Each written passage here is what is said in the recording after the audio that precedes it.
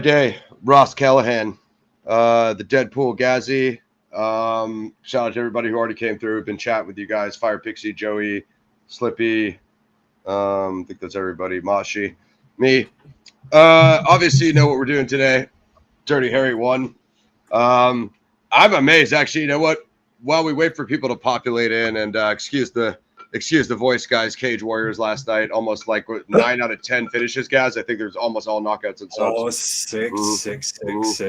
We'll have to cover one of those events or something one time, man. Yeah, because they're coming out and doing London and Dublin and crap. This is obviously the San Diego one. Of course, UFC later, Pixie. So if we have a little time at the end, I'll give you some picks so we can get into that.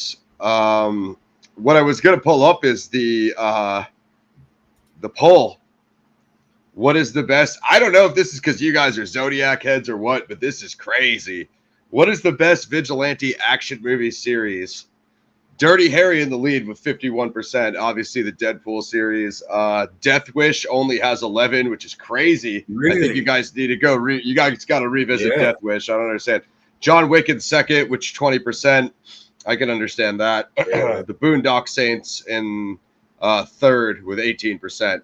45 votes. Just thought that was interesting.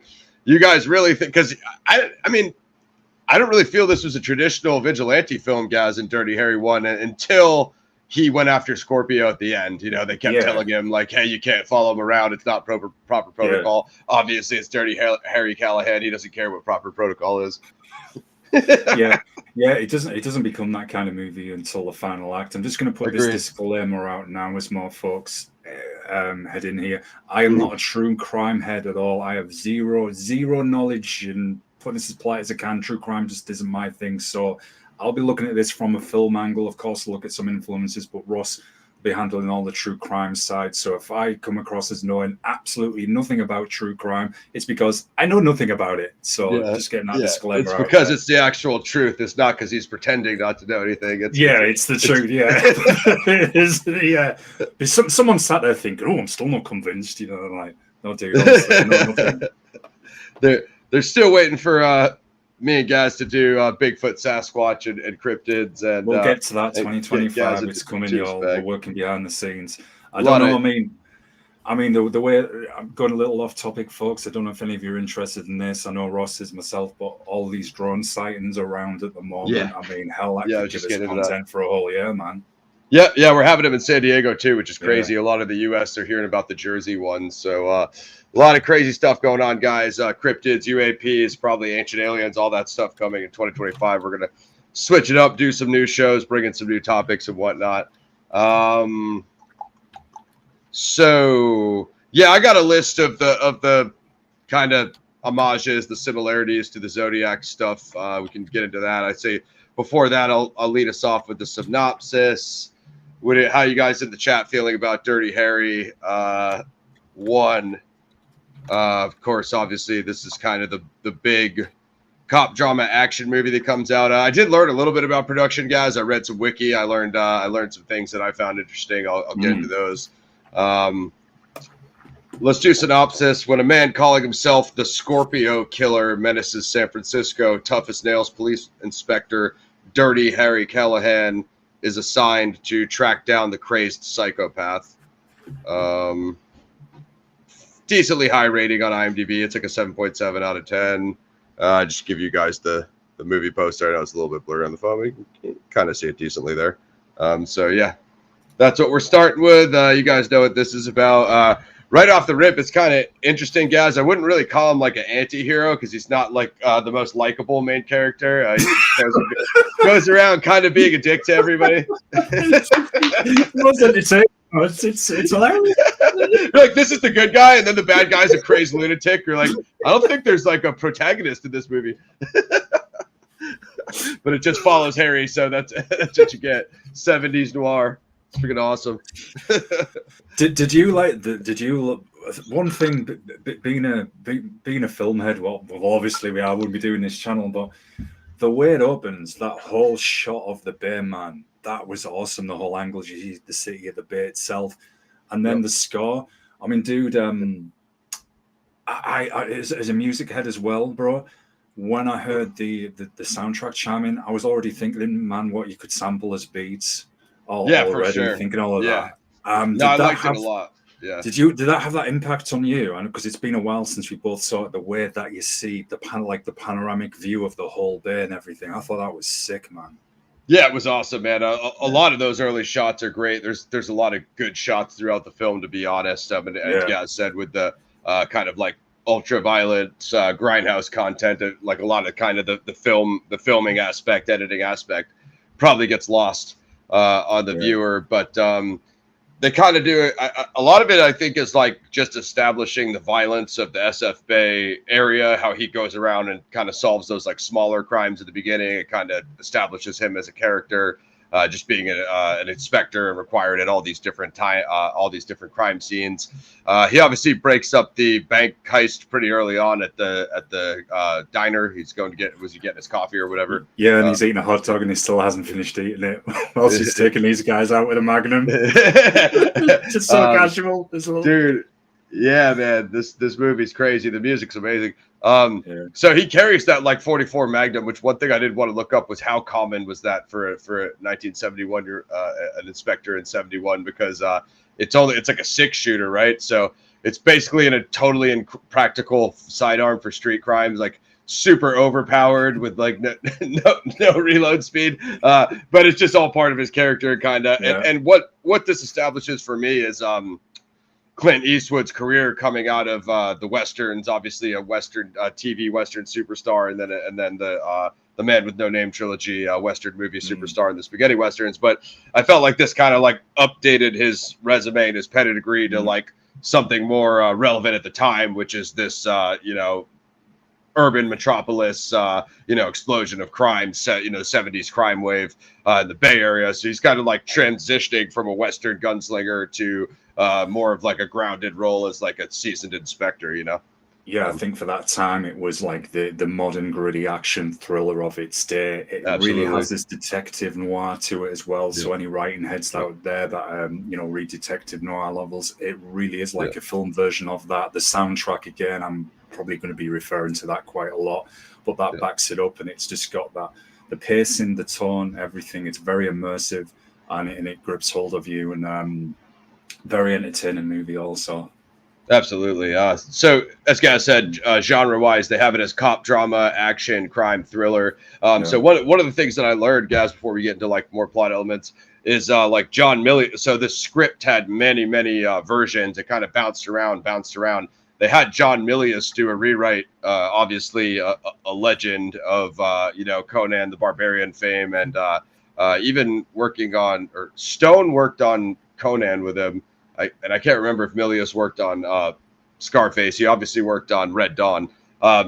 So they said like really a lot of that. I think a lot of the grittiness of Harry's character was the Milius. So that was probably him just making him like super dark, and just probably some of those action sequences and stuff seemed to be the trying to identify them. And like if you ask Milius, he's like, well, I think the parts, that I wrote were obvious. They were the hardcore parts. Like he gives you an answer like that. So you don't really know what he did do or what he didn't do. But like, as far as you said, like the noir, the grindhouse, like I think that was the Milius, Yeah, definitely. Would be my guess. And the dude is absolutely, it's always weird to see like what he got his hands on, and, how it could have maybe changed the trajectory of the film. But yeah, I forget exactly. I think Clint had something maybe he didn't like about like the last one they gave him, and then he accepted like one of the earlier ones or something of that tune, as it said on Wikipedia. But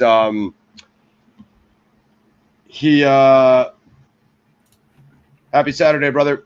He like we said, he goes around, he kind of solves some of those or gets involved in some of those earlier, smaller Bay Area crimes. The film leads off with the Scorpio crosshairs through his rifle, and that is like reminiscent of the Zodiac's cross circle logo that Zodiac used to sign his letters with, and just like a lot him using the word sight and whatnot. It's all kind of a motif that the Zodiac uses of sighting in. But some definitely far discrepancies there. Zodiac never used any kind of sniper rifle. That one thing I would have liked to have seen, Gaz, if they were like the idea here is that Dirty Harry Callahan is loosely based on Chief Inspector David Toschi, who ends up being the lead inspector in the Zodiac case. After the fourth canonical murder of Paul Stein, it ends up being downtown San Francisco, the Presidio. All the other ones are kind of like North Bay. That's kind of like out of Toschi's jurisdiction. But once it comes under, that's like Zodiac getting the big cops involved, like getting a Henry Callahan involved, like type of thing. One thing I would have liked to have seen though is like Scorpio to do like, we'll talk about the end sequence when we get to Act 3, but for Scorpio to do something more similar to like what the Zodiac did in his canonicals, because he was just walking up to couples like real close to them in the car and shooting them with a pistol. And then of course they have Scorpio in this one like using this long range sniper rifle, and then later on using this kind of like automatic submachine gun, which obviously Zodiac never gets in any like shootouts in the streets with the police that we know of. So it does get a little bit like exaggerated hyperbole. I get this is just a grindhouse action movie with some Zodiac influence, which is fine. I would have liked to see Scorpio because how he was writing the letters and stuff like that. That's Zodiac 101. So Zodiac really did that like probably almost over 20 times from what we know of. And then there's some like unconfirmed correspondence from Zodiac as well. So they kind of make a big deal about like the letters, like, hey, blah, blah, blah, I'm going to do this, I'm going to do that, signed the Scorpio Killer, right? But I would have liked to have seen him do at least one that resembled like one of the Zodiac crimes, like shooting a taxi driver or, just to like bring the parallel fully invoked. He does wear like a crappy red ski mask later when he beats up Callahan in the park for the money delivery.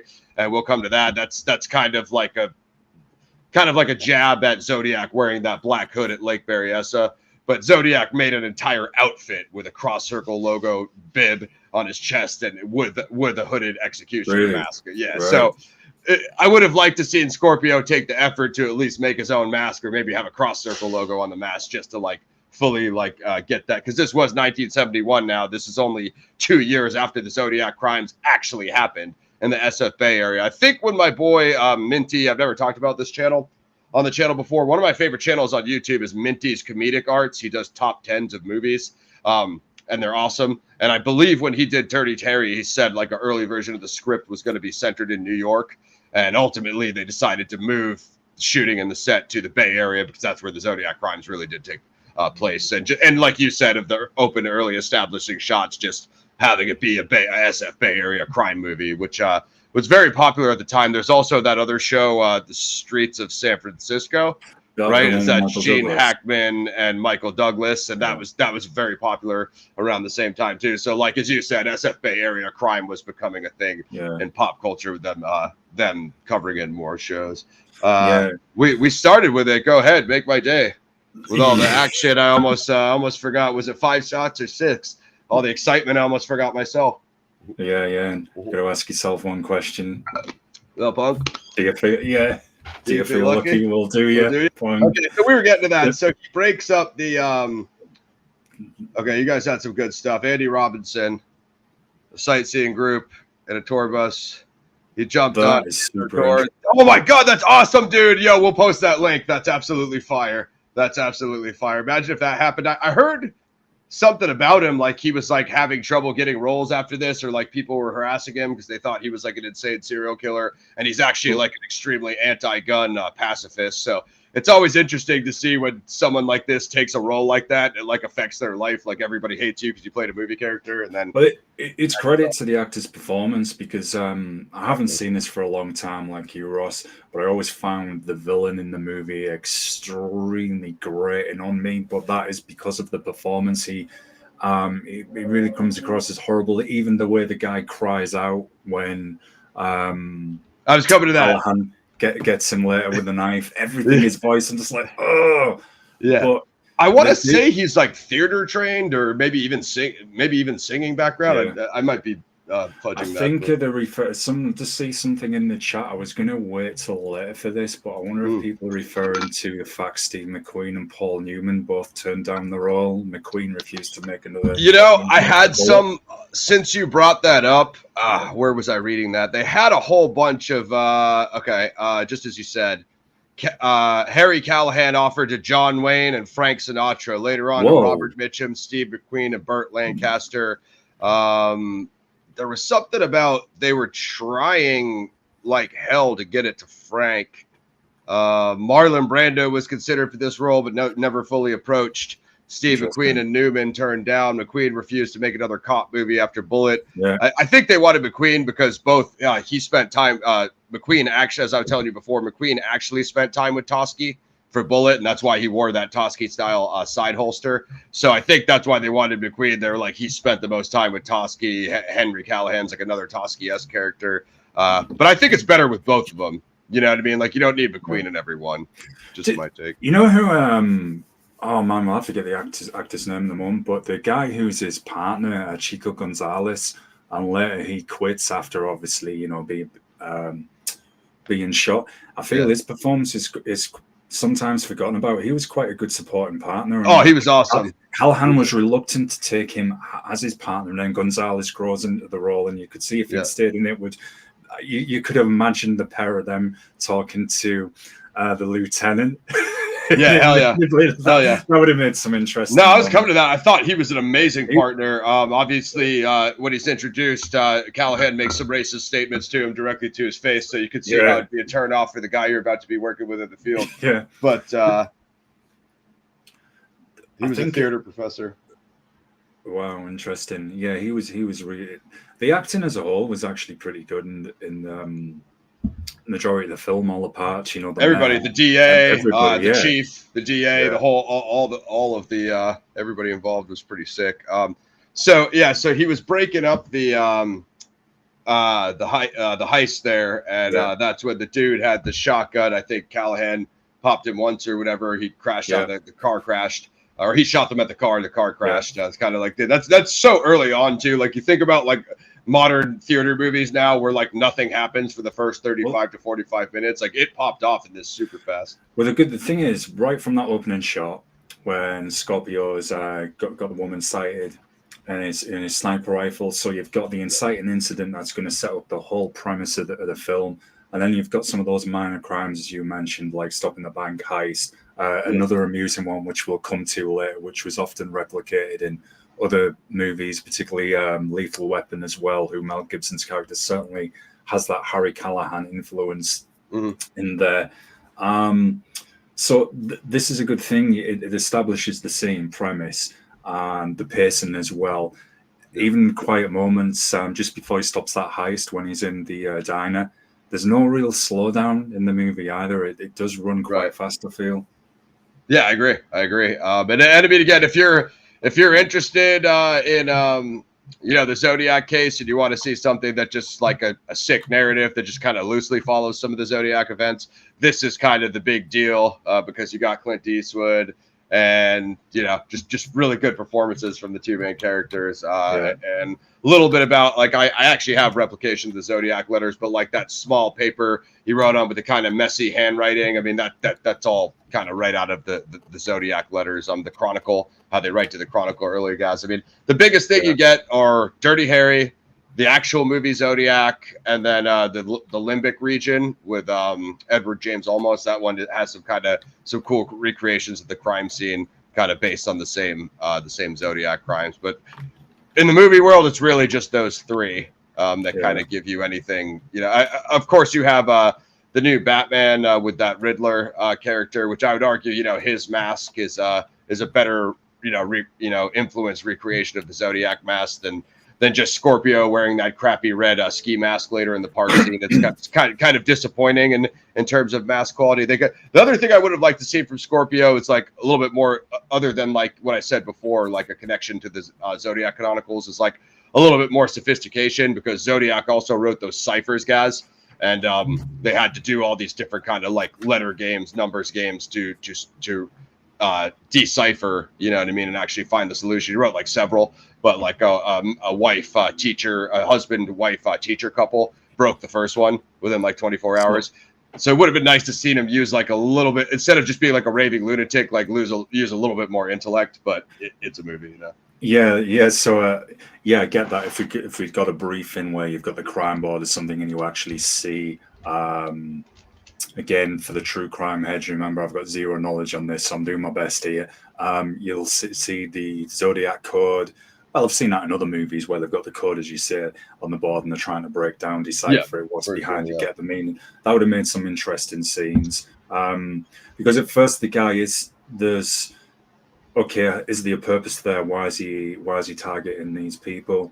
And then later the movie establishes this guy's just a deranged lunatic, because then he starts being more erratic and flipping out. Yeah, one thing I could say is, so this is one thing I used to mention on the Zodiac shows all the time. Let me go back to my list. Early on, pretty much when he's up on that sniper post, this guy said, where the hell are my notes? When he's reading the classifieds and it has a message to him. Yeah, so that's quite similar to something that people thought at the time might be related. It was like Zodiac, your partner. I forget, help me out with the classified guys, and I forget what the exact words are. It's something like Zodiac, your partner is 6 feet deep. Report into the Imperial Wizard immediately. So some people thought it could be related to like Ku Klux Klan activity. It ended up Richard Grinnell and I believe Jibber Jabber from the forums came up with this, that it was actually just a college student who essentially posted like a gibberish message in there to make it look like it was to Zodiac to see if they could get Zodiac to respond. So it's like a bit of an experiment. So it was interesting that they kind of used a reference to that in the movie, which is like a super obscure random thing, as opposed to all these other, like what I was saying, like he also sent one called the My Name Is cipher, and it was like a short, I think it was like 13 characters or whatever. So it's very short one. So it would have been cool to see him sign one of those letters with the cipher, like Scorpio Killer, and then maybe like have the other symbols like underneath it, like it's maybe his real name or something. Yeah. You just like, you don't know what it is, because that would have been something for the audience to think about. You know what I mean?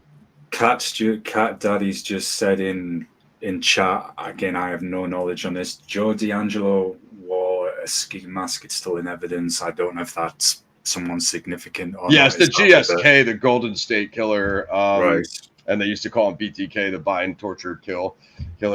Yeah, that's interesting. I wonder I know a little bit about that one. I've watched like one doc on it, but if that's like around the similar time frame, I wonder if that's what made them lean towards the ski mask. It just kind of blend things together. I've got to say this as well. You know, everyone often remembers, as we just said, the famous quote with "Do you feel lucky, punk?" But probably my favorite quote, and I've only been going on about it for weeks leading up to doing this show, and I just said this to Cat Daddy, is when Callahan has one of his early briefings in the mayor's office, and it's referring to one of his earlier arrests where there's an incident, I think possibly Fullerton, does he say? And he says, look, if I'm chasing, I'm going to have to try and say this as polite as I can with it being YouTube. But he says he's chasing a suspect who is, I shall say, aroused and has a weapon in his hand. And he says, you know, take the guy out, my policy. Yeah, I know. That's not the exact quote, obviously, but that is probably my favorite quote from the entire Everybody movie. keeps telling him to like do paperwork and like, you know, proper investigation. He's basically telling them if he sees a perp, he's going to blast him. You know what I mean? Like Wild Wild West style. Yeah, I think I vaguely remember this. There's like a dirty character in The Simpsons. That's sick. They recently released a 4-player co-op game. It was a side-scrolling shooter. It's on PSN. I haven't got it myself, and it's pretty much Dirty Harry and all but name. I was going to mention, I thought there was a PC game back in the day. There might have been. I'm not sure. It probably was. Dirty Harry video game. I thought that there was, or maybe it was developing a canceled video game, 1990 video game, starring Clint Eastwood, Nintendo. Isn't that great, guys? The language in this movie, and then they're like, "Hey, get Nintendo, get Dirty Harry, the most sensitive for your kid." But if they ask you to watch the movie, Zodiac Killer and Harry calling people racist slurs. He's just. Well, it just says when he first meets his partner Chico Gonzalez, and they walk down. I think it's to. I know it's one of the. It's not an evidence room, but there's the other cops in there, and Chico's asking them, like, you know, Why does everybody call you Dirty Harry? And then, of course, it's Fatso, who then opens up with, "Oh, this guy hits everybody equally." Yeah, exactly. Yeah, And that kind of becomes a running theme. That also, this is why they call you Dirty Harry, or that's why you get. Later on, Harry is like peeping through a stoop and sees a girl having relations with her boyfriend, and like a local neighborhood beats him up, and he has Gonzalez let them go. Okay, so it's not BTK, it's the EAR, East Area R word. Don't know if that will get me demonetized. Right. Yeah, I guess maybe that's, if it was around the same time, maybe that's why they pulled that in. And let's see. So when he does the quote at the beginning, the guy asked him if he knew. So Harry pulled the trigger on him, and it was empty. But later on, Harry switches up a variation of that. The stunning conclusion of the film. It's the suicide dude on the roof. Oh man, that's Harry gets called in to take care of that. So you can break that one down, guys. All right, so this is hilarious. This reminds me of that moment in one of the Lethal Weapon movies. Yeah, that's what I was when you said that. It's definitely the influence. 100%. It really is. You can see that's where it's from. But yeah, so Harry arrives. You know, the fire brigade are there, who kind of hand things over to Callahan. He goes up. He goes up to talk to this guy, and quickly reminds the guy of what will happen if he jumps. Refers to one of his colleagues that worked a case a couple of years ago where both him and a guy leapt from a building. I'm trying to be careful here, Ross, with the demonetization. Yeah, the S word. Yeah, avoid it. Yeah. So they landed colorfully, I shall say, on the ground. So then they're unrecognizable, and this guy's just. The end. I love the dialogue though. It's so funny. He jumps. He calls him a rotten bee. Jumps onto the lift. You know, the leave on the lift that there with the fire brigade, and then Harry just smacks, punches him, knocks him out, and it's loads. Harry is just like, yeah, that's solved, that's done. It's so funny, but the way it's done just back then is it's a matter of fact. There's no effort gone in. Right, we're going to try and calm you down. We'll make you feel save the guy, talk him off the ledge. Not for the inspector, because he's tracking a serial killer. He can't waste time. So they send Harry up there. Massive fire department out there wasting everybody's time. Harry punches this guy in the face. He pretty much does the last thing you expect him to do, which is just start beating the crap out of this guy when he's trying to jump off a building, and basically subdues him, as God said. It's hilarious. But again, coming back to like the filming, that's something I always look at is when we're breaking down these movies, is looking at the camera angles as well. When you see the shot of the background of the city at night and everything, that is actually really well done as well. That sets the whole tone for, hey, look, this is a busy metropolis late at night. That was really well done. For its day, that, and even the use of sound, not just in terms of obviously the musical theme. Sound editing. Yeah, it's really done. I feel it's like one of the early kind of, I guess, modern action thrillers that then obviously influence a lot of other movies that we know a lot better. Yeah. I feel like a lot of the TV stuff too, like Miami Vice and all that stuff, is about like 10 years later and stuff. The cop dramas, which obviously blow up on TV in the kind of next decade after this. Assigned a rookie partner. We gave you guys some of that.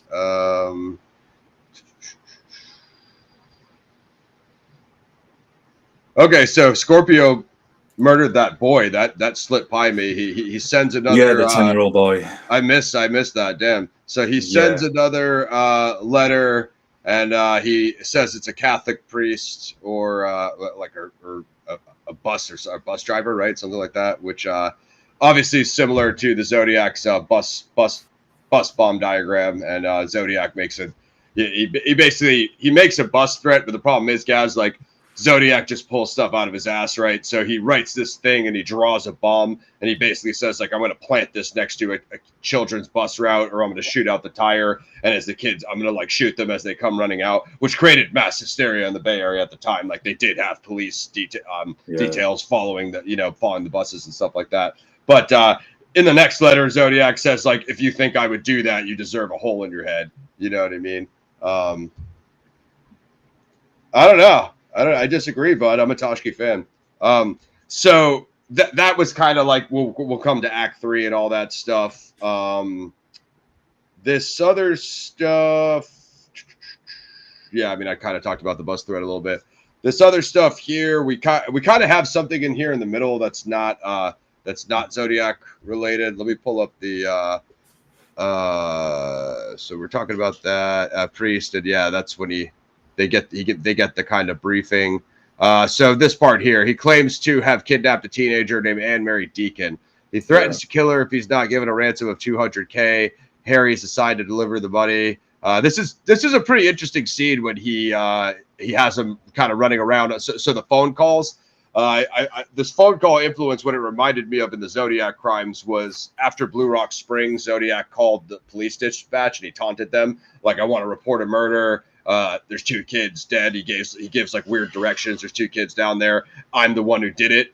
Goodbye. And then later on, after the third canonical Lake Berryessa, when he wears the executioner mask, he stabs 2 college students. He calls like another police officer there in Napa. So that's kind of like what the phone interaction was here between Harry and Scorpio. Obviously, different circumstances. Harry's delivering the money. Scorpio's sending him running around town on foot because he wants to make sure he's not being followed.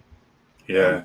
And you have that interaction with the 2 street thugs who are going to try and mug him and, say, give us your wallet. They're not aware of, obviously, what's in the bag, even though there's a passing comment to it.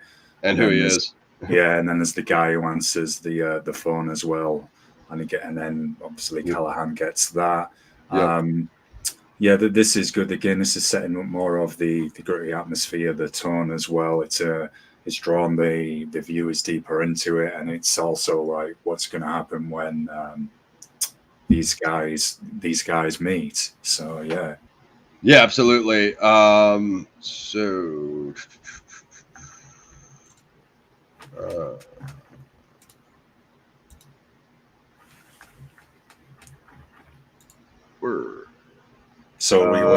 guess we missed. Did we miss that shootout? It said Scorpio eventually arrives, kills the police officer in a shootout, and flees.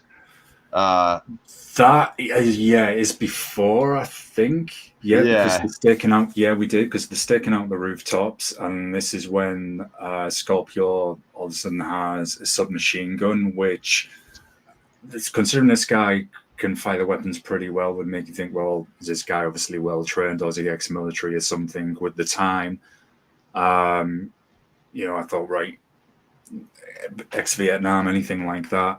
But none of that obviously is hinted at in the film.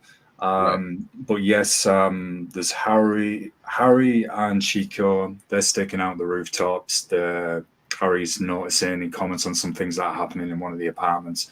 Then you see a shot of the door slightly open, and then Scorpio's on the rooftop, and Chico shines the flashlight on him, and Harry takes some shots at him, and then there's that crossfire. When Scorpio gets away, and because in the gun exchange, the flashlight gets taken out by Scorpio. Mm-hmm. So Callahan and Chico then go to catch Scorpio, but then they find a police officer who's been shot, and I think it's one of the street cops says, look, this guy had no chance, came straight at him.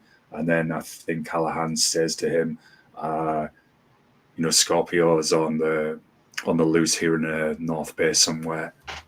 Yeah, that was like very 80s style hue with the purple letters of the electric sign, and Scorpio was shooting the letters off of that. That was a cool sequence, Gaz was saying, in terms of directing angles and editing. It goes by kind of fast, but it's long enough to digest the scene, and just some cool film shooting there. So this thing about the girl being kidnapped. So this is something I learned. This is has nothing to do with Zodiac, guys, but it's actually based on another true crime case I'd never heard of. Gary Stephen Christ. He's best known for kidnapping and burying Barbara Jane Mackle alive in a ventilated box in 1968. After receiving $500,000 of ransom money, he was captured and sentenced to life in prison in 1969, basically same year the Zodiac crimes, right before the movie. But was released on parole after 10 years and went on to commit several more crimes. If anybody knows any legal stuff or anything about this, chime in the chat. While in prison, Chris wrote a book, Life, the Man Who Kidnapped Barbara Jane Mackle, published in 1972. Like, I'm pretty sure there's a thing here, guys, where, like, if you're a criminal, you can't profit off your own crime, so you can't, like, write a book or make a movie about it. So, yeah, I would like to think that you wouldn't be able to do that. Yeah, it's pretty common sense, but apparently this dickhead wrote this piece of shit book, so I'm not sure what his angle was with that. Doesn't sound like the best person in the world, but yeah, that's so that was on. I found that about a Wikipedia. Obviously, in the movie, it's married Anne married Deacon and threatens to kill her if he's not given the $200K. That obviously is the scene Mac and I are just recounting of. Another funny moment are, I'm not sure. I think have we got past the scene where Harry's laid up on the stretcher and the doctor's going to dress to his knee, and he makes the comment of, "Look, I can cut into your pants; it'll be less painful." And Harry says, "No, for $29.50 or something like that, I'll take him down." Go to embarrass you. Yeah, that was. I think that didn't somebody shoot him in the bank heist or something. I think that was early on. Yeah, that was a good scene. Again, good stuff, Pixie. So this gets us up to the face-to-face. So obviously Harry's wearing the ear pierce, so Gonzalez could secretly follow him. Yeah. Now before this, I think they told him Gonzalez shouldn't work with him anymore, right? And he wanted to just come help Harry anyway. So there was some disagreement in the station with the chief. Scorpio instructs Harry via payphones around the city. That's what we and guys were talking about. They meet at the Mount Davison Cross for the handoff. Now this Mount Davison Cross, like obviously you have the significance of a cross with the Scorpio or Zodiac, or the Zodiac cross circle logo. But it being called Mount Davison, that could be a reference to like Mount Diablo. Zodiac referred to that, which is like a kind of like a radar point used in SF Bay, where they have like a I don't know what you call that, like radio towers and stuff on top. It's like a kind of military like radio installation. So Zodiac wrote about the Mount Diablo letter. So now, given that this is called Mount Davidson Cross, it could be like a semi-veiled reference to the Mount Diablo stuff. Yeah. But so this is the scene where Scorpio obviously wears the red ski mask. He's kind of hiding his face. Kind of, I guess, could be a reference to like Zodiac wearing a black hood at Lake Berryessa. Kind of some back and forth between Harry and Scorpio face to face. Scorpio has I think it's the MP40 sub, disarms Harry, has him toss his gun, basically starts beating down Harry after he takes the money. And yeah, I think who said the quote earlier? I think it was Cat Daddy. One of you guys said the quote earlier, that basically he met up and Harry's trying to find the girl essentially because she's obviously been buried alive and stuff like that. Yeah. So he basically taunts him that like, hey, even though you guys like paid the ransom, like I'm gonna kill her anyway. You know what I mean? Is basically what he tells him. Yeah, because he goes on a bit of a beat down, and it's just about that moment when it looks like Scorpio is going to shoot Harry, that Gonzalez arrives, fires at Scorpio, and then that's when we get the famous cry out from Callahan. Takes out his knife that he had underneath his pants that we saw earlier, stabs Scorpio in the leg, and then you get that high pitch cry out, which was kind of an early impressionist piece, I feel, for what later would become known as black metal with all the high wailing and everything. Yeah, no, this is an amazing shootout here. There's just a cool San Francisco Bay Area park. Yeah. If you know about if you've ever been into those parks up there, but there's a cool hill. I mean, it's like you said, when Gonzalez got that radio from Callahan, or at least he heard Scorpio talking crap to him, and he knew he was being attacked, and he had to run up that trail. He still had mad far to go. I was like, damn, he's not going to get up there for like 10 minutes. He went fast, but it was like mad far. So I was like, damn, he's not going to get up there in time. And then a massive shootout between Scorpio and Gonzalez, kind of down the hill from cover in the bushes. Like Gonzalez gets hit. you couldn't really see where he got hit, so you didn't really. And they already established that like most of Harry's partners have either been hospitalized or killed from the type of situations Harry gets them in. So you didn't really know how bad Gonzalez is. The switchblade out of the ankle, like Gaz said, stabs Scorpio in the leg. That kind of sets up Scorpio's first big injury. Yeah. He limps his way out of there. Kind of some hilarious sequences of him falling down the hill with the bum leg. Trying to stop it with the mask. It's like, bring a tourniquet with you, idiot, or bring rope like Zodiac. Yeah, Andrew Robinson's performance, though, where he limps throughout the rest of the movie, then even when he's running, is really good because it's showcasing, hey, I picked up this injury. Yeah, this is still troubling my mobility. So he does a really good job, even when we get to the final act. It's not like other movies where a guy gets stabbed in the leg artery and then the next day he's like, so I'm going for my marathon today. And you're like, dude, you just got injured. Something's just popped into my head, and this is probably because I'm a nerd. I don't know if anyone else sees this, so I'm going to throw this out to Pixie. But that final act scene with the kids' bus and with Scorpio running towards, it's like a sandmill or something like that, isn't it? That kind of reminded me of one of the Nightmare on Elm Street movies with Freddy Krueger, I think, taking the bus, and there's a scene like that as well. So there's definitely an influence for other mediums in film as a whole, which is pretty interesting stuff. But yeah, getting back to what we were saying there with that, after the shootout at the cross, quite some amusing, she was saying some amusing performances there of Scorpio rolling along. Next, is this when he sends another note saying that San Francisco police have double-crossed him again and he ups the ransom amount? And that's when he's taken the girl hostage.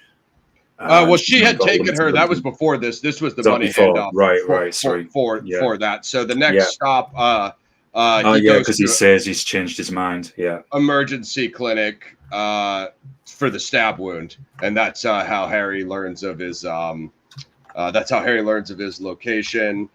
Yeah, nice, good stuff, Joey. Everybody stream Dirty Harry on Max, obviously, if you haven't seen it, or if you only seen it once, like you said, Slippy. Me and Gaz, it's been 5 or 10 years for me, guys. So this was basically a fresh rewatch for me. Literally, I didn't even remember the stadium scene. The only scene I remembered was the very end, the stunning conclusion, which we're coming to.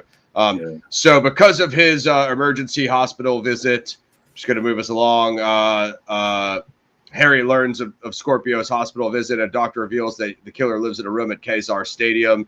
Harry eventually, because I was wondering how Harry found him. Like that kind of, I guess Harry asked and he gave him the address. That part slipped me. But Harry storms the stadium. You can kind of guess of the character Harry's been for the last hour. You can pretty much predict what his next move will be, because as Gaz said, he's pretty much been telling you the whole film he's going to kill people at will if it comes to that.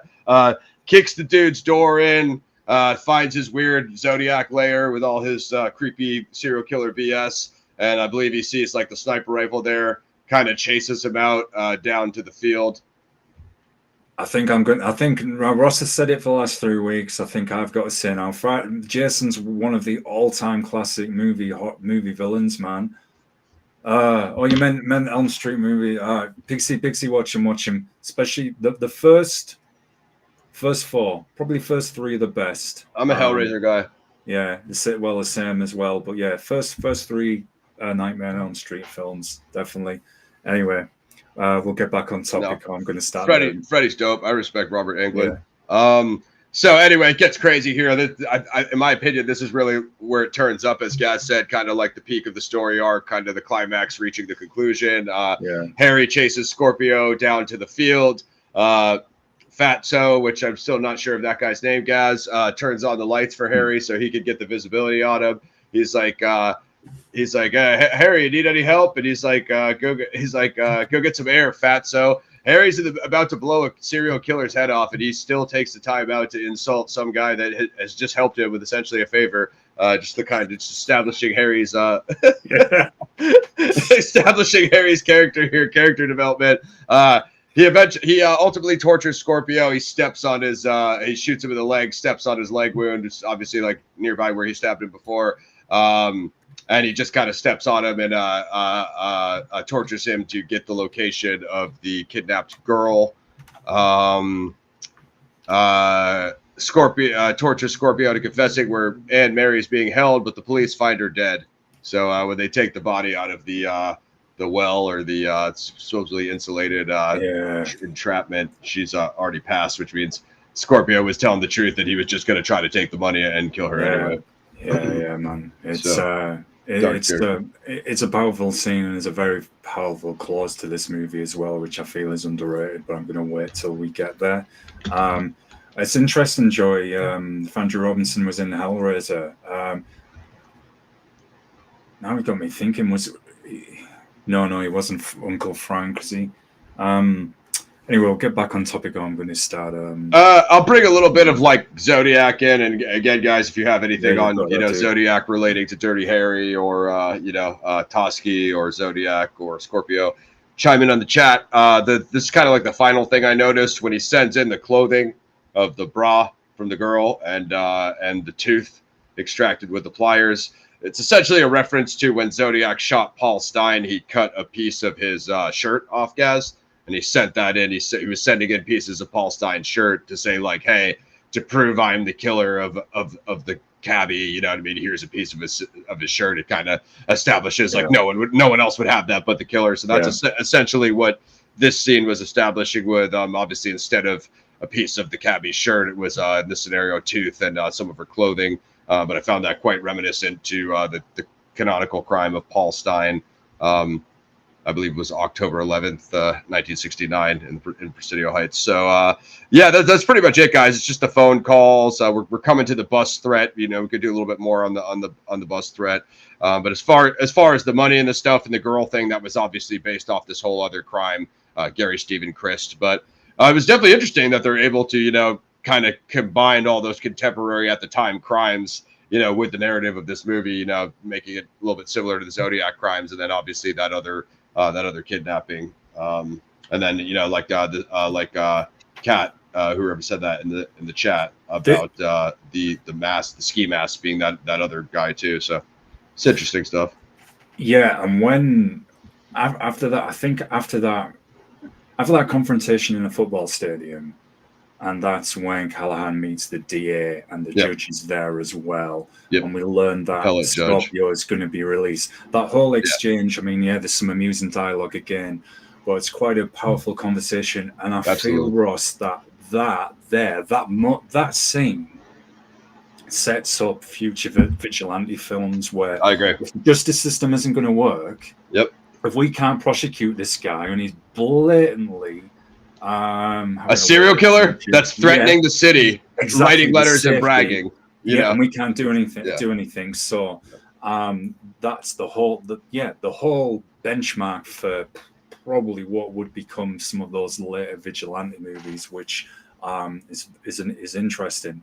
That bus scene, that was very well done. Yeah. I agree. Like, I don't think Dirty Harry is the vigilante movie, as Gaz said. I think it's the prequel, and it sets him up for being able to walk the line. Like, hey, I'll try it you guys' way. And when, as Gaz said, I hit a roadblock on someone who's clearly a bad person, an established kidnapper, serial killer, clearly not going to stop. There's only one way they're going to stop, right? Like, that's where it's much like Cobra and all these other movies. That's where Dirty Harry steps in, I've got to be a nerd, man.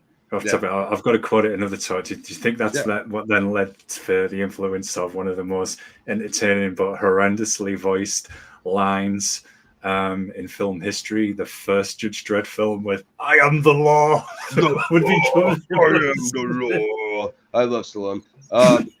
Okay, thanks, guys, for that. That was his contribution to the Dirty. You're welcome. There you go. I told you I'm not a true crime head. I'm just here to insert randoms off topic. Judge Dredd is fire, though. I mean, I would love to get a Dredd into our PXF classics. It's a little tough with what we got to work with. Yeah, the wastelands in the first Judge Dredd's actually really well done. That's underrated. It actually is pretty good. It's just because of that line, it always gets remembered for the wrong reasons. Anyway, I'll stop taking us off the track. So as Gaz was saying, DA reprimands Harry for his conduct, explaining that because Harry obtained this evidence against Scorpio illegally. All of it is inadmissible in court. So he's basically talking about like chain of custody, like Gaz said. Yeah. No, what do they call it? No warrant. So he just stormed his place, and because of that, but it's like Harry said, like ballistics matching it to the. I don't know. Like I get what they're establishing with the red tape, but I really don't know what that is, because if law enforcement finds the gun with the ballistics, with the suspect prints, and they're a known serial killer who is making the public think of it, you know what I mean? With writing letters to the Chronicle, writing letters to the police, sending them victims' clothing and belonging as a taunt. It's like, guys, you got to think that at a certain point, with the pressure from the mayor, you know what I mean, that they're all going to go along with it. Yeah, really good dialogue in that scene with Harry's disagreement with the DA and the appellate judge. An outraged Harry continues to shadow Scorpio in his own time. Scorpio pays a man $200 to beat him severely and frames Harry for it, forcing Harry to stop following him.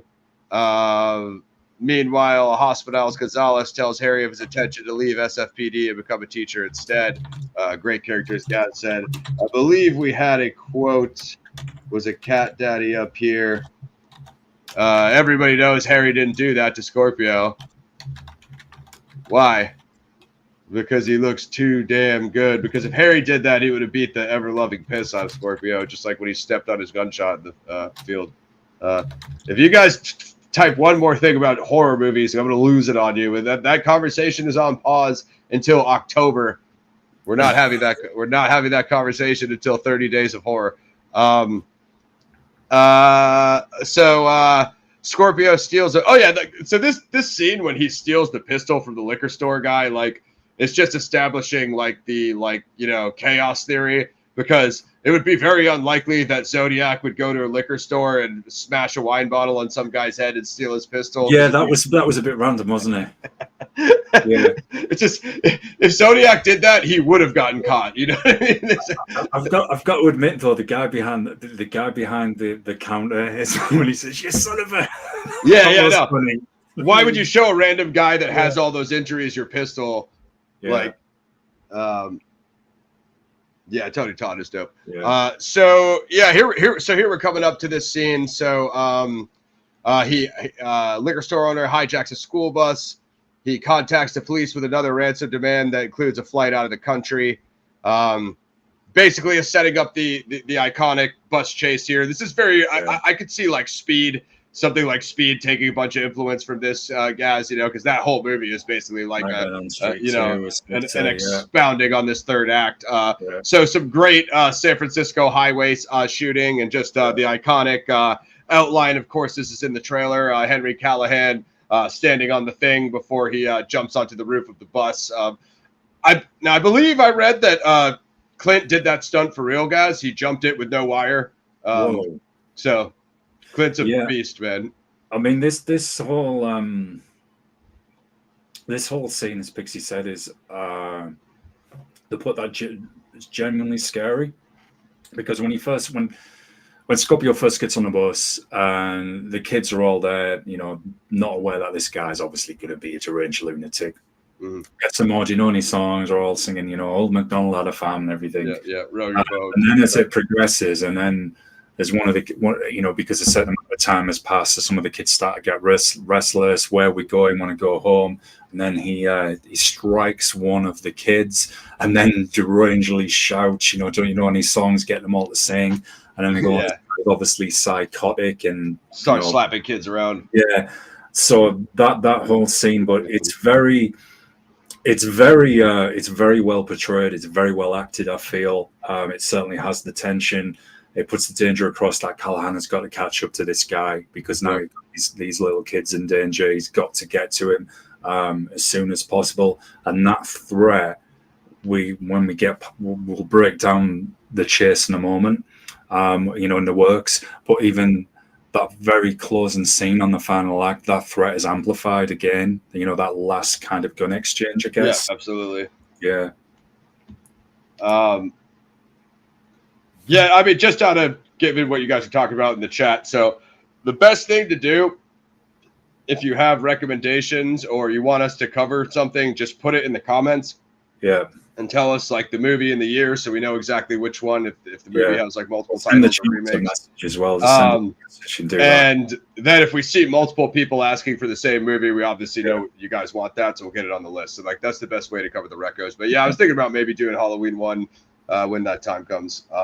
But going into this, yeah, obviously, him hijacking the bus, as I said, guys, seems to be like a veiled reference to Zodiac drawing that bus bomb diagram and saying he's going to shoot kids on a bus. And this is just kind of their way of like, if Zodiac took it further, how far is he willing to go? Would he actually hijack a bus or something like that? You know what I mean? So I've got a curious question here for you, as having no knowledge on Zodiac and everything. Did he randomize, invent some things that possibly happened, some crimes that didn't happen, to divert the police away from something that did? And Absolutely. You're nodding that he did this. So would you like to have seen that in Dirty Harry, something like that, where he's given the cops the runaround and he's diverting them to another part of the city where nothing actually happened? He said something was just to kind of divert the attention away from the real crime that's happening. Yeah, 100%. Some sort of distraction, or some kind of like decoy like that would have been cool. I mean, what Zodiac was similar type of thing, but what Zodiac was most known for, like, there's this like snoozy furlong crime where these two girls got stabbed. They obviously caught that guy, but he wrote like a letter kind of like insinuating he did that. He most definitely didn't. And then there was an officer named Richard Ratatich who was shot in his cruiser with a .38. Zodiac said, "I shot a man in a car." So he didn't say I shot a Unifooty, but he tried to insinuate it was him. He did that multiple times. Even a woman was supposedly kidnapped in a car named Kathleen Johns with a baby. And Zodiac said, like, I gave a rather interesting ride to a woman and her baby. But he always worded it in a way that it fit without directly taking credit for it. You know what I mean? Whereas with Paul Stein, as I said, he literally put a piece of his shirt in the letter. So there's no arguing whether it was him or not. As we both said, no one else would have that of the killer. Like much when Jack the Ripper took these trophies, and Jack the Ripper sent some things into the letter too. It's all kind of like a similar kind of serial killer pattern. But in this sense, I mean, yeah, it would have been cool for him to say, like, like you said, like, I set a bomb, almost like what Joker did in Dark Knight when he had the two exploding buildings and Batman could only get to one of them. Like something like that would have been cool. Like I set a bomb, and like you said, he needs to go over to East Bay or needs to go over to Oakland or wherever, like you said, and kind of throw Harry off. But they could have did more with this bus hijacking scene. I mean, I think Scorpio has the highlight performance here with singing the songs with the kids and slapping him. He's slapping them. He's obviously disturbing the bus driver who's also been kidnapped. So it gives a little bit more there. He has her, when they pull over, he has her call into the was that the DA's office or the chief's office? To confirm who she is. Yeah, a little bit more of like phone call activity there, so you could say that that's similar to what happened in the Zodiac crime. So as we said, Harry jumps on the roof, has this kind of crazy stunt. Scorpio shooting at him through the roof with the pistol. Basically, your standard crazy lunatic cop on top of the bus car chase scene, driving up to essentially where we get up to is this gravel pit here, which I thought was an amazing location. Some of the camera zoom in and zoom out camera angles. What I didn't mention earlier was when Harry was stepping on Scorpio's injury and that camera pulled all the way out. It was almost what we would call a drone shot nowadays, but back then it might have been a crane or something, or maybe they used a blimp or something. But they had that great pull-out shot, which kind of like gave you the whole pan out of the stadium. That shot was amazing too. It definitely was. The camera work and angles in this film very underrated, and as we've been outlining, there's moments that really set up what would follow Vigilante movies. Detective Noir, I know Detective Noir's already been around obviously a while by then, but I mean some of the way in terms of pacing, using score and those camera angles again with other films that would follow, and definitely the cop dramas. Yeah, 100%. I mean, but it came in and out, like you're saying. I mean, I think Detective Noir went out in like the 40s, 50s. I'm not sure what year Casablanca was, but even by 60s, it was like Westerns again, you know what I mean? So, and then 70s, it kind of changed over to like these kind of crime cop dramas that we're discussing right now, which is what makes Dirty Harry so cool. So they pull up to the gravel pit. Harry kind of gets flown into a gravel pile. kind of is able to draw, but is trying to kind of get the sand out of his eyes. That kind of spins up the dust cloud. Scorpio comes running out, as Gaz said, kind of with the limp. He kind of runs into the gravel facility. Harry kind of catches the tail end of him running away, so he pursues him. If I'm not mistaken or missed anything there, guys. No, he does. Pursues him. They have that bit of a shootout through the gravel pit. Thank you for that. So I wrongly said it was some kind of sandmill or something earlier. Scorpio does have that brief exchange with one of the workers in the gravel pit, I think, who says something like, "What the hell are you doing?" Something like that. And then, of course, Callahan, quite amusing. He's like using his magnum, and he's got, I think, was it 9mm possibly? Quite a close range as well. Both of them are unscathed. But that's me being ultra picky there. But there's one scene where Scorpio is going, I think you see like I'm going to butcher this, but it's kind of like a chute, I guess. It's going downwards, and Callahan's at the top. That scene, and you see some of the gravel come out of like a pipe or something on the left. That whole scene, the way it's shot, that shootout is really good, man. The way, all of these exchanges through this whole, like, first of all, kudos to the location scouts of this movie. Like, obviously geniuses. Like, I don't know how if the gravel pit was already in the script or whatever, and it's like, all right, we just got to go find one. But whoever found, like, on cast or crew that found this specific one, genius, because this whole shootout through the whole thing is crazy. It's just kind of like one of those, like, kind of general, like, cop and robber, like, pursuit scenes, but just the way the angles and the hallways are done. So at one point, Callahan rides through one of the like gravel process tunnels. He kind of pops up on him. Like, that's a sick scene. Like, that's it. Yeah, the shootout there, Gaz said, and then I think Harry's bullet kind of strikes some of the gravel and it kind of pours off when Scorpio dips out of the shot. Kind of chases him out through the front. I mean, obviously we assume at some point, if you guys are watching this channel, you want to watch it for yourselves. So we're not going to tell you literally every shot, but at some point he chases him out of the facility to the dock, he chases him out to the dock. Scorpio grabs one of the kids off the bus and he's got a hostage. So. So this here is the first and two very powerful clauses to this movie. Scorpio then, asked Callahan to drop his gun or he's going to kill the kid. And because I hadn't seen this movie for a long time, it still had quite a powerful impact. And we know Callahan wasn't going to do that because Scorpio had already said earlier he changed his mind. He was going to kill the girl. He already took all of those kids in the bus, striking them.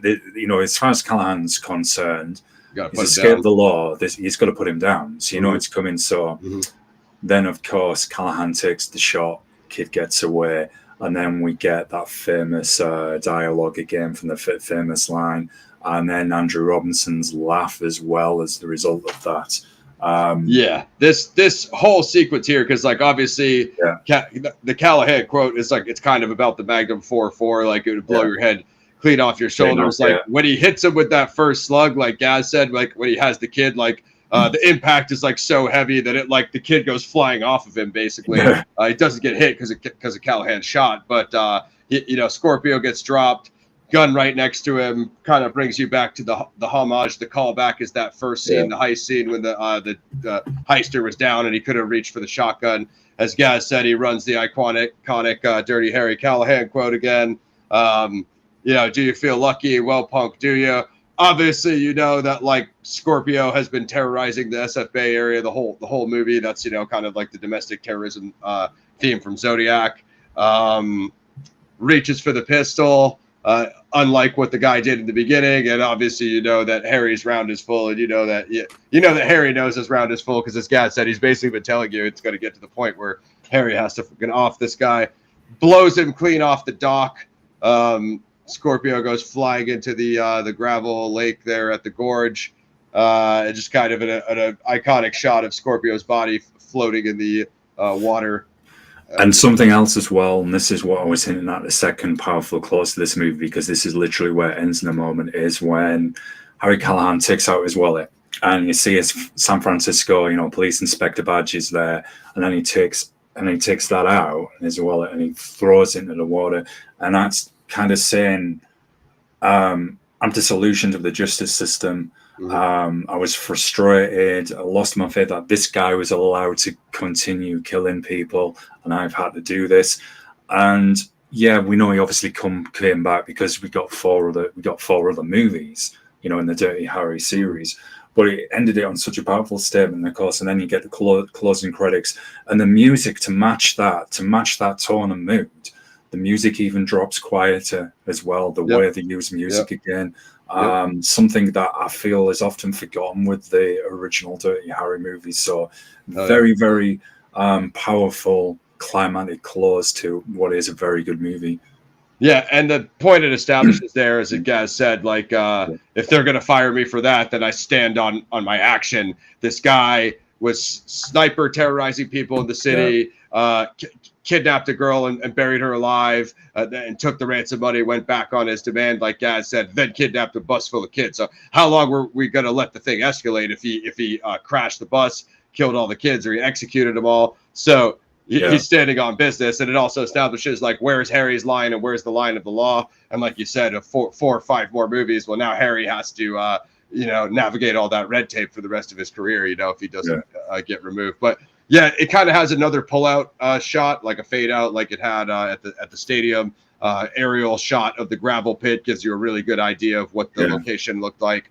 And just kind of much similar to that Rambo 1 walk off when he walks down the road and it kind of pulls out to the credits. So it's just an iconic ending. I think extremely powerful scene. I think from the bus stunt up into this final shootout, I think the final act is the best part in the movie. Yeah.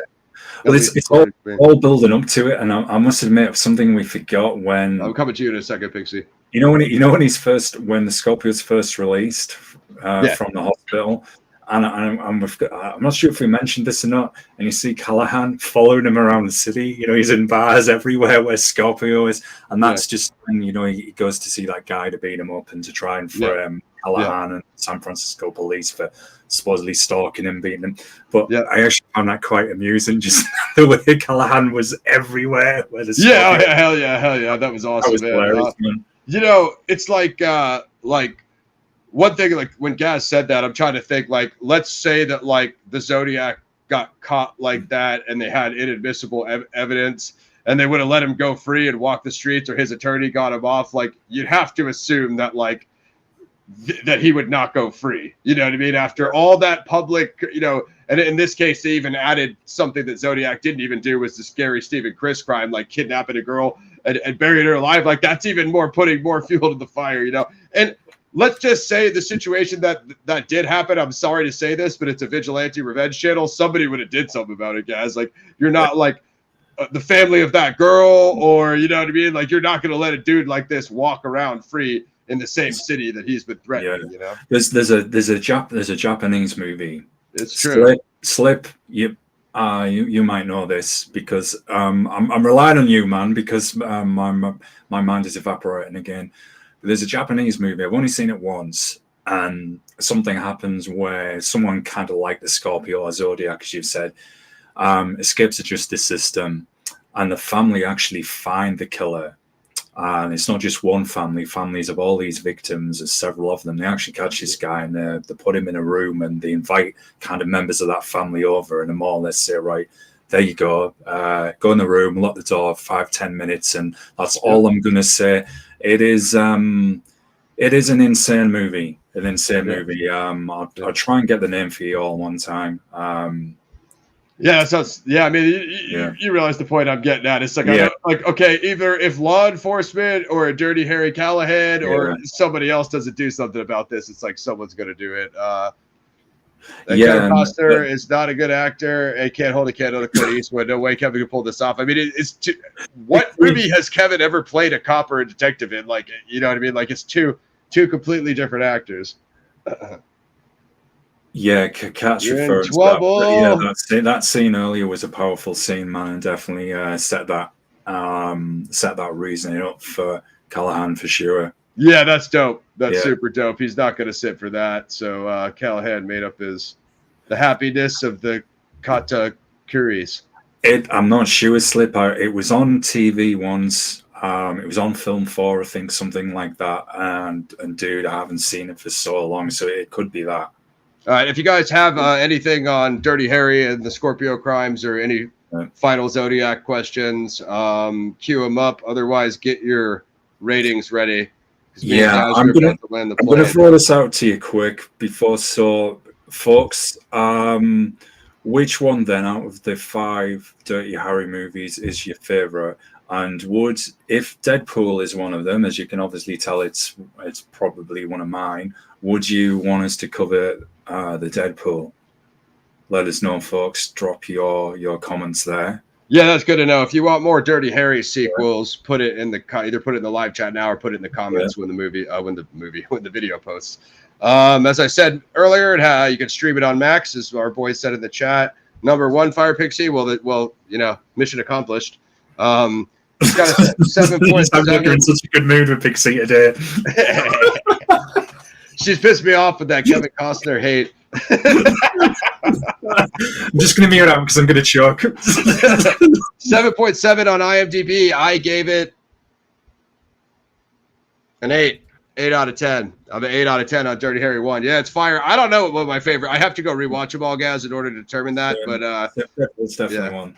I'm at an 8 or an 8.5 because I think it's definitely one of, as you rightly said, it's the prequel to sort of future Vigilante films. The way music was used in this film to match the tone, the pacing, is something that shouldn't be underestimated.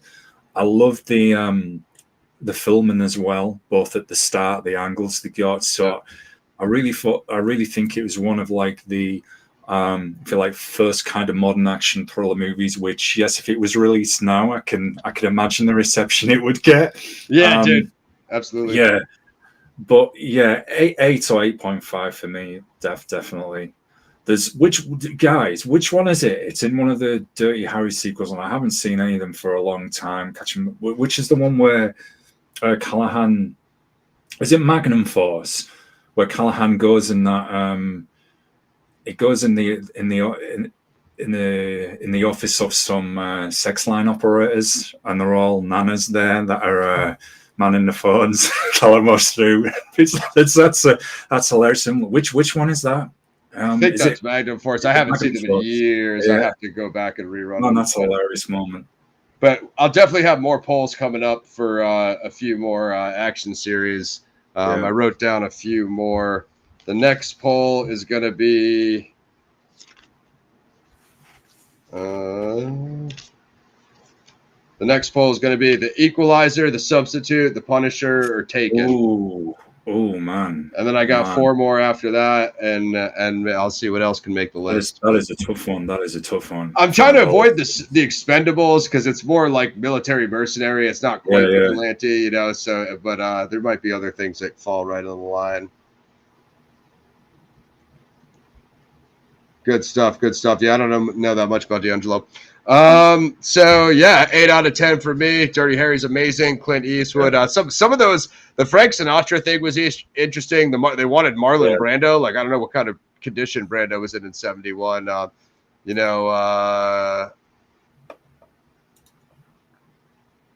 Who else were we talking about for John Wayne was interesting. That would have been an interesting color. It's tough to picture anyone but Eastwood, Yeah. It's tough to picture anybody including Eastwood because it becomes such an iconic franchise for him. Click the join button for a membership. I was trying to do a Lake Herman Road Zodiac episode for the 20th, guys. Just didn't come together. People got family visiting and stuff, so we'll figure it out for 2025. Looks like on the 21st, me and Gaz are going to do The Boys season 4, my favorite show, not my favorite season. So Gaz, get caught up on that this week. Me and Lauren got a top 5 of 2024 dropping. That's going to be sick. And I think Lauren clipped a couple things of that. We roasted Romulus and gave our shout outs to Gaz and all that stuff, things that you'd expect. I roasted Megalodopus. So that'll be dropping in a couple weeks. And then Gaz and I are going to try to get Nosferatu for you guys for the 28th. That's going to do it for the year. And then we're going to take a couple weeks off, and then we're working on our 2025 schedule. But chime in with whatever you guys want to, so we have a lot of stuff on the 2025 list. We're going to do the spaghetti westerns, the Kurosawas, the Vigilante action, the PXF classics, and then Slipknot. I know you've given a couple recommendations, so we're going to get some of your stuff in there. Yeah, no surprise you couldn't finish Robbie list because it was ass. What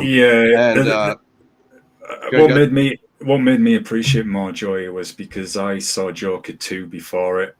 So anything was good because it wasn't Joker 2. So, not to say it was good. Romulus well, of course, you could watch Megalopolis, and then the next thing you watch after that will obviously be better because anything would be. But that's not really how we work here. But yeah, like we said, guys, recommendations. Get them in the comments, and that's the best way to do it. Tune in for next week for The Boys, Nosferatu. Hopefully it's dope. The trailer looks dope. And then we'll be back in 2025 with a bunch of Kurosawa, a bunch of new stuff. So just give us your recos, like, sub, share, subscribe to Gaz at Mosh Shinobi. Over break, we're going to be having some live streams on twitch.tv/PlanetXGames. I might jump on later, do a Payday 3 heist. I'm going to talk to Gaz and maybe get him in on some G.I. Joe Wrath of Cobra. So also, folks, don't forget, Ross has said you've got drop the recommendations for films.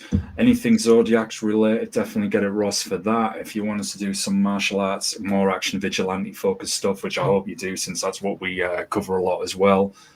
Drop those recommendations for those. Also, on cryptid creatures as well. Ross mentioned Bigfoot earlier. If there's anything else that you're interested in, I think I'd like you guys to take a look at it. We can add that to the 2025 schedule and see what we can do for you as well. Thanks everybody for coming through. Slip, it's probably one of those you mentioned. I just hadn't seen it for so long, man, and it just popped in my mind as we were talking, so it was really on the fly. Appreciate everyone for coming through. Good to see you as always, Ross. Awesome stuff. And don't forget to support and subscribe to the channels, and we'll see you next time, folks, and have a good weekend. Get your merch on the Teespring. Yep. Expect Yokimbo. Expect a fistful of dollars for the Kurosawa versus the Spaghetti Westerns Sergio Leone series. There's like 90 gigs in there right now. I'll give you 2 more minutes if anybody has anything else on Zodiac or Dirty Harry. Otherwise, we're going to land the plane. But yeah, Gaz and I are already working on the list for next year. We're going to try to hit all the anniversaries. What Gaz said on the MMA vigilante action. So we just fell behind on a lot of stuff as far as like what we already had scheduled, like the Killers game. We're both going to watch the Killers game, and hopefully it's good. We did screen Twilight of the Warriors walled in. It was sick. We just didn't get to the review yet. So some stuff we screamed, some stuff we haven't, but we're definitely going to be catching up on our backlog over break, trying to watch stuff we missed. And there's with all the streaming platforms, guys, like there's so much. I want to see that Wolves movie. It's the Brad Pitt and George Clooney where they're both like hitmen or whatever. That was on Apple TV. So there's some stuff that like I haven't even got to, guys, because there's 10 or 20 streaming services. It's just a little tough to keep up with every action or crime movie that comes out on every platform. So we do our best, but should get it in the schedule. But it's tough to do. But in the meantime, like, sub, share, click the join for membership. Go over to my Patreon. I'm going to do the Deadly Prey retrospective. That'll be the last of the Most Dangerous Game film adaptations, and after that, anything else we'd have to bring onto Paradigm Review Show with Gaz. Stuff that would work for that would probably be like Hard Target, Jean-Claude Van Damme and John Woo, Surviving the Game, Gary Busey and Ice Cube. That's like stuff that we could do on here that would fit. Yeah, definitely. Just recommended. Sadly, I didn't get to finish this series, but The Expanse, the first 3, maybe 4 seasons or so, and they had a guy who was kind of, I guess, Dirty Harry light, Callahan in space, more or less. It was very detective noir, the first kind of 2 seasons. That is pretty good. It's well worth watching. People probably finished the entire series. I sadly didn't get to do that. But yeah, man, just again echoing what you said, man. Yeah, I want to mix it up with some new special guests too. Like we're gonna bring Lauren Lepre back on for Roadhouse OG. I think the Goodfellas anniversary is in like Maine or something like that, or over the summer. So maybe we'll bring Brett from NYC Crime Spot back on. He does the New York crime movies and the mafia stuff like amazingly. Bring him back on for Goodfellas. I think Ray May might join us for the boys. I'll touch base with him next week. So and he wanted to do Penguin. I haven't seen Penguin yet, but I heard it's sick. It's meant to be good, yeah, it's meant to be really good. So I mean, there's stuff we're behind on, guys, but yeah, I mean, we got ideas, we got co-hosts, and we're trying to keep it moving. So hopefully, I'm hoping Killer's Game will be good. So me and Gaz can cover it for you guys. And again, that Killer's Game or any of the martial arts or Kurosawa stuff, again, is just a reminder, always dual streamed on PXF Paradigm Review Show and Moshinobi Paradigm Review Show at Moshinobi. So Mac might be doing a deep dive of Wicked Foyer as well at some point. So stay on the lookout for that. Yeah, absolutely. That'll be on Mac's channel. But if he ever does return for Nosferatu, then we need to rock Death Wish, because I wouldn't want to cover Death Wish without Mac. Oh, definitely, that's Mac's time, man. Yeah. We met a minor crook moron in the movie called Charlie Vurick, starring Walter. Right. Yeah, haven't heard of that one. Andrew Robinson's Scorpio Killer performance is amazing. Yeah. Definitely genius. All right, guys. That's it. Paradigm Review Show. Like, sub, share. Click the join for a membership. Comic book, The Dark Rift, Volume 1, Escape from Earth on Amazon. Merch on Teespring. Shout out to everybody who came through. Cat Daddy, Joey, Pixie, Slippy, Wall Street. And I think that's everybody. And join us next week for The Boys, Season 4, Amazon Prime. If you haven't got caught up or you're not caught up yet, just get up to current and get up to speed on The Boys. And we're looking forward to see where that show goes, and we'll cover that for you next week. Nosferatu end of the year, and we're out. Dirty Harry, stream it on Max, 1971. It's a classic. Clint Eastwood. Paradigm Review Show. Thank you, guys.